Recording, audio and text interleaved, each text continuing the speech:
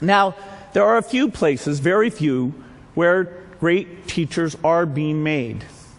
A good example of one is a set of charter schools called KIPP. KIPP means knowledge is power.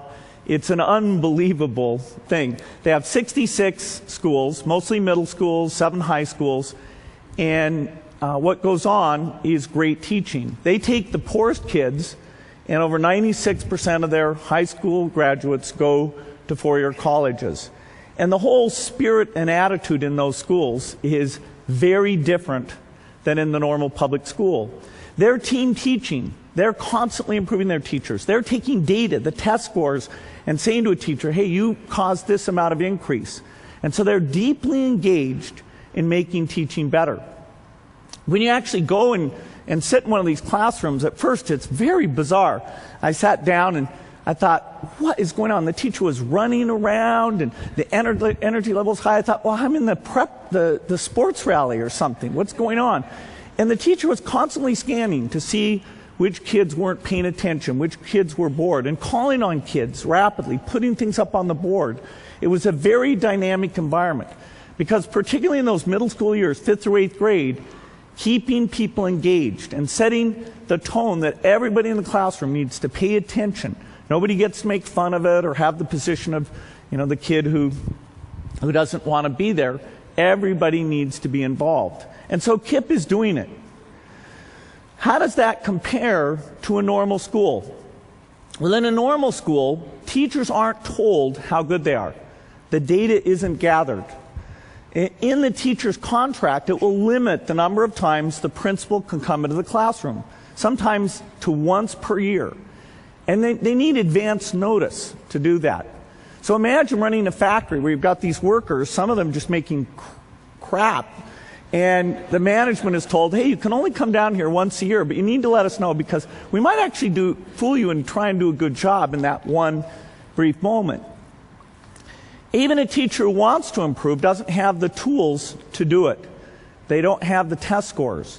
And there's a whole thing of trying to block the data. For example, New York passed a law that said that the teacher improvement data could not be made available and used in the tenure decision for the teachers.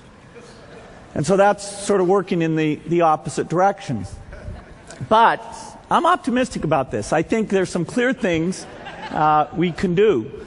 First of all, there's a lot more testing going on, and that's given us the picture of where we are. And that allows us to understand who's doing it well and call them out and find out what those techniques are. Of course, digital video is cheap now. Putting a few cameras in the classroom and saying that things are being recorded on an ongoing basis is very practical in all public schools. And so every few weeks, teachers could sit down and say, okay, here's a little clip of something I thought I did well. Here's a little clip of something I think I did poorly. Advise me when this kid acted up. How should I have dealt with that? And they can all sit and work together on those problems. You can take the very best teachers and kind of annotate it, have it so everyone sees who is the very best teaching this stuff. You can take those great courses and make them available so that a kid could go out and watch the physics course, learn from that. If you have a kid who's behind, you would know you could assign them that video to watch and review the concept.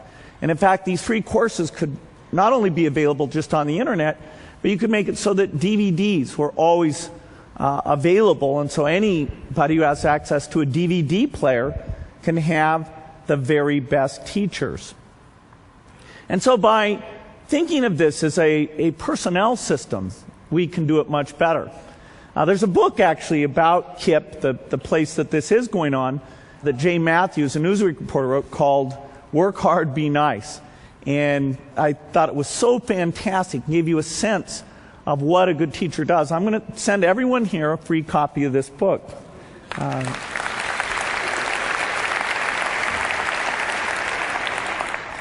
Now, we put a lot of money into education, and I really think that education is the most important thing to get right for the country to have as strong a future as it should have. In fact, we have in the stimulus bill, it's interesting, the House version actually had money in it for these data systems, and was taken out in the Senate because there are people who are threatened by these things. But I'm optimistic. I think people are beginning to recognize how important this is, and it really can make a difference for millions of lives if we get it right. Well, I only had time to frame those two problems. There's a lot more problems like that. AIDS, pneumonia. I can just see you're getting excited just at the very name of these things. And the skill sets required to tackle these things are very broad. You know, the system doesn't naturally make it happen. Governments don't naturally pick these things in the right way. The private sector doesn't naturally put its resources into these things. So it's going to take brilliant people like you to study these things, get other people involved, and you're helping to come up with solutions. And with that, I think there's some great things that will come out of it. Thank you.